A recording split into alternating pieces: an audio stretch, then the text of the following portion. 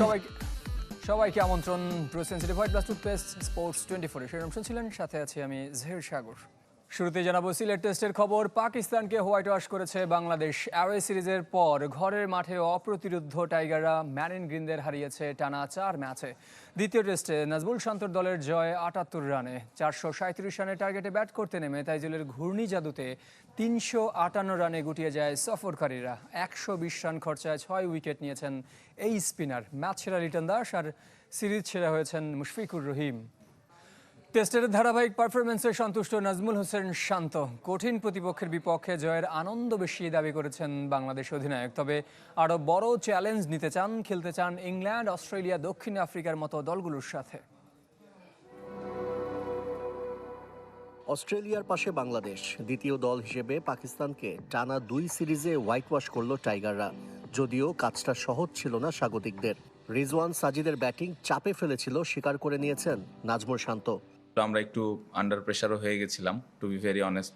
But একটা জিনিস আমি বলবো যে আগের টেস্ট ম্যাচগুলোর থেকে আস্তে আস্তে এখন ওই ইমোশনটাকে কন্ট্রোল করা, প্যানিক না করা, এই জিনিসটা একটু বেটার হয়েছে আমি বলবো। বাট এই জায়গাটাতে আর একটু ইমপ্রুভমেন্টের দরকার আছে। বড় দলগুলো হয়তো আরও কাম থাকে। অধিনায়ক হিসেবে এই 4 টেস্ট বিশেষ শান্তর কাছে। একটু একটু করে লাল বলের ক্রিকেটে উন্নতি করছে বাংলাদেশ। তবে টাইগার অধিনায়কের দৃষ্টি আরও দূরে। অস্ট্রেলিয়া, দক্ষিণ আফ্রিকার মতো দলগুলোকে চ্যালেঞ্জ জানাতে চায় টিম বাংলাদেশ। ইম্পর্ট্যান্ট এটা আমরা কিভাবে ধরে রাখি, ইম্পর্ট্যান্ট কিভাবে আমরা এই সময়গুলোতে আরেকটু বেটার ক্রিকেট খেলতে পারি। ইম্পর্ট্যান্ট আমরা যখন আরও চ্যালেঞ্জের মুখে পড়বো, স্পেশালি সাউথ আফ্রিকা, অস্ট্রেলিয়ার সাথে আমাদের খেলা আছে, ওই জায়গায় আমরা কত কম্পিটিটিভ ক্রিকেট খেলতে পারতেছি। যখন আমরা দেশে এবং দেশের বাইরে কনসিস্টেন্টলি ভালো খেলবো, তখন আমি বলবো যে না, আমাদের টিমটা আগের থেকে ভালো অবস্থানে যাচ্ছে। টেস্টের সাফল্য আত্মবিশ্বাস যোগাচ্ছে টাইগারদের। শুধু জিম্বাবুয়ে, ওয়েস্ট ইন্ডিজ, পাকিস্তানের মতো দলের সাথে সিরিজ খেলতে চান না বাংলাদেশ অধিনায়ক। পরবর্তী টেস্ট চক্রে অস্ট্রেলিয়া, ইংল্যান্ড, ভারতের বিপক্ষে হোম অ্যান্ড অ্যাওয়ে সিরিজ খেলতে আগ্রহী। অস্ট্রেলিয়া, ইংল্যান্ড, ইন্ডিয়া, এই টিমগুলোর সাথেও আমরা বেশি বেশি টেস্ট খেলতে চাই, হোম অ্যান্ড অ্যাওয়ে বোথ। কারণ আমি যেটা বললাম যে আমরা যখন ম্যাচ খেলার সুযোগ পাবো, ওই নতুন এক্সপিরিয়েন্সগুলো আমাদের যখন হবে, তখনই টিম আস্তে আস্তে বিল্ড করবে। আশা তো থাকবে যে আইসিসি আমাদের বেশি বেশি সব দলের সাথে টেস্ট ম্যাচ দিবেন। আপাতত ঢাকা প্রিমিয়ার লিগ নিয়ে ব্যস্ত হয়ে পড়বে ক্রিকেটাররা। জুনের প্রথম সপ্তাহে শুরু হবে অস্ট্রেলিয়ার বিপক্ষে ওয়ানডে ও টি-20 সিরিজের প্রস্তুতি। আশিক রুদ্র, চ্যানেল 24, সিলেট। টেস্ট ক্রিকেটে আরও উন্নতি করবে বাংলাদেশ। পাকিস্তানের বিপক্ষে এই ফরম্যাটে টানা 2 সিরিজ জয় তরুণদের জন্য অনুপ্রেরণা, জানিয়েছেন সাবেক অধিনায়ক মিনহাজুল আবেদিন। টেস্ট দলে না থাকলেও সতীর্থদের প্রশংসায় ভাসিয়েছেন সাইফুদ্দিন। জুনে অস্ট্রেলিয়ার বিপক্ষে সিরিজ চ্যালেঞ্জিং বলে মন্তব্য এই বোলিং অলরাউন্ডারের।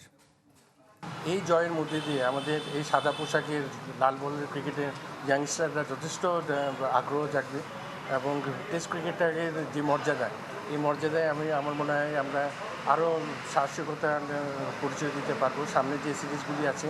ব্যাটিং ইউনিট বা বোলিং ইউনিট যারাই আসে সবাই আসলে বেস্ট টিমটা আসতেছে, আমি যতটুকু দেখেছি। তো ইনশাল্লাহ আমাদের জন্য চ্যালেঞ্জিং হবে, তারপর আমরা এই চ্যালেঞ্জটা নেওয়ার জন্য মুখিয়ে আছি। পাকিস্তানকে হোয়াইট ওয়াশ করে টেস্ট চ্যাম্পিয়নশিপ ও র্যাঙ্কিংয়ে বড় সুখবর পেয়েছে বাংলাদেশ। টেস্ট চ্যাম্পিয়নশিপে এগিয়েছে নাজমুল শান্তর দল। ভারতকে পেছনে ফেলে উঠে এসেছে 5 নম্বরে। এই চক্রে 4 ম্যাচ খেলে 2 জয়, 1 ম্যাচে ড্র করেছে। গড় জয় 58.33%। ভারতের সাফল্যের হার 48 ভাগ। যথারীতি 1 ও 2 নম্বরে রয়েছে অস্ট্রেলিয়া ও নিউজিল্যান্ড, 3-এ দক্ষিণ আফ্রিকা আর 4 নম্বরে শ্রীলঙ্কা। 9 দলের মধ্যে 8-এ পাকিস্তান। র্যাঙ্কিংয়ে উন্নতি করেছে বাংলাদেশ। পাকিস্তানকে পেছনে ফেলে উঠে এসেছে 7 নম্বরে। টাইগারদের রেটিং পয়েন্ট এখন 78। পাকিস্তানের 3 পয়েন্ট কম। র্যাঙ্কিংয়েও 1 নম্বরে রয়েছে মাইটি অস্ট্রেলিয়া। দক্ষিণ আফ্রিকা 2-এ, ভারত অবস্থান করছে 3 নম্বরে। বিশ্বকাপ ফুটবলের বাকি আর মাত্র 22 দিন।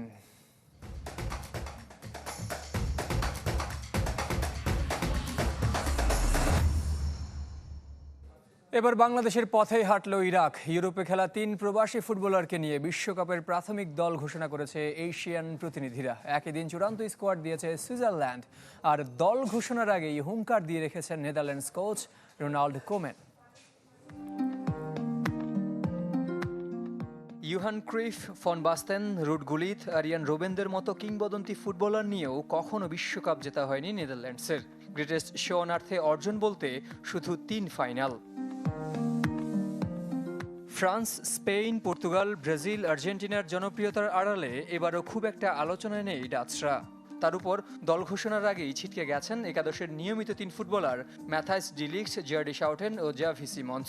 তবুও হেড কোচ কোমেনের দাবি টুর্নামেন্টে বাজিমাত করবে তার দল। লোকে হয়তো বিশ্বকাপ জেতার মতো ফেভারিট হিসেবে আমাদের দেখছে না, কিন্তু আমাদের যে শক্তি তাতে আমরা যে কোনো দলকে হারানোর সামর্থ্য রাখি। সেজন্য আমি চাই আমার দল আত্মবিশ্বাস, ব্যক্তিত্ব আর তাদের কোয়ালিটি বুঝে খেলুক।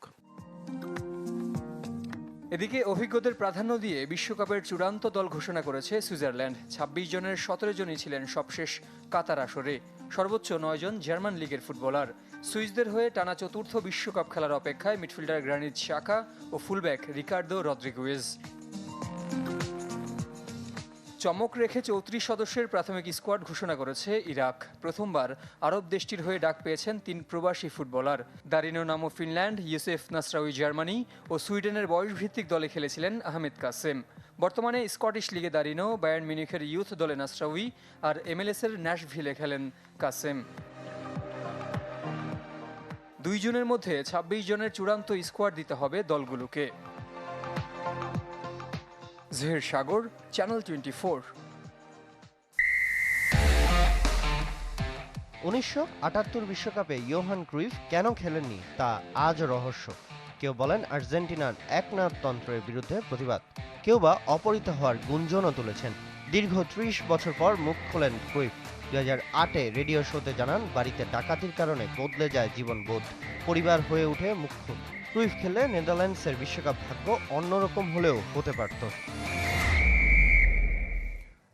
এবার জানাবো দাবার খবর। গ্র্যান্ডমাস্টার হওয়ার পথে আরও এক ধাপ এগিয়ে গেলেন ফাহাদ রহমান। পূর্ণ করেছেন নিজের দ্বিতীয় নর্ম। দীর্ঘ 2 বছর 2 মাস পর এলো দ্বিতীয়টি। তুরস্কের ইস্তানবুলে ফুবি একাডেমির নর্ম দাবা টুর্নামেন্টে 9 খেলায় 7 পয়েন্ট নিশ্চিত করেন ফাহাদ। নর্ম পূরণের জন্য 7 পয়েন্টই দরকার ছিল। বুধবার 2 ম্যাচে 1.5 পয়েন্ট নিশ্চিত করেন তিনি। এর আগে 2024 সালের মার্চে ভিয়েতনামে প্রথম নর্ম পূর্ণ করেছিলেন ফাহাদ। দেশের 6ষ্ঠ গ্র্যান্ডমাস্টার হতে আরও একটি নর্ম প্রয়োজন তার। তবে আগের দুটির মতো রাউন্ড রবিন লিগ পদ্ধতির টুর্নামেন্ট হলে চলবে না। হয় সুইস অথবা ফিদে বা মহাদেশীয় টুর্নামেন্টে নর্ম পূরণ করতে হবে তাকে। বিসিবি পরিচালনা পর্ষদ নির্বাচনের মনোনয়নপত্র বিক্রি শুরু হয়েছে। প্রথম দিন ক্লাব ক্যাটাগরি থেকে মনোনয়নপত্র সংগ্রহ করেছেন Old DOHS councillor Tamim Iqbal, আবাহনীর ফাহিম সিনহা সহ বেশ কয়েকজন। ক্যাটাগরি 3 থেকে পরিচালক প্রার্থী হতে মনোনয়নপত্র কিনেছেন চট্টগ্রাম বিশ্ববিদ্যালয়ের সিরাজউদ্দিন মোহাম্মদ আলমগীর ও খেলোয়াড় কল্যাণ সমিতির শাহরিয়ার হোসেন বিদ্যুৎ। জেলা ও বিভাগ ক্যাটাগরি থেকেও সংগ্রহ করেছেন কয়েকজন। বৃহস্পতিবার মনোনয়নপত্র কেনার শেষ দিন ও জমা দেওয়ার প্রথম দিন। শনিবার যাচাই বাছাই শেষে প্রার্থী তালিকা প্রকাশ। 7 জুন হবে নির্বাচন। আরও একবার মেসির হাতে বিশ্বকাপ শিরোপা দেখতে চান নারী ফুটবলার স্বপ্না আক্তার ঝিলি। পছন্দের দল তাই আর্জেন্টিনা। তারকা অ্যাথলেটদের বিশ্বকাপ ভাবনা নিয়ে মাসব্যাপী আয়োজনের 9ম পর্ব আজ। আর্জেন্টিনা আমার 2 জনকেই ভালো লাগে, মেসি তারপরে মার্টিনেজ। যদি আমরা সবাই ক্যাম্পে থাকি, সবাই ইনশাল্লাহ একসাথে বসে আমরা টিভিতে দেখবো আর কি, লাইভে দেখবো। তো আমরা চাইছিলাম যাতে মেসি ট্রফিটা আনে। তো আমরা সবাই মেসির হাতে ট্রফিটা দেখে সবাই অনেক খুশি হয়েছি। তো আমরা সবাই অনেক আনন্দ করছি।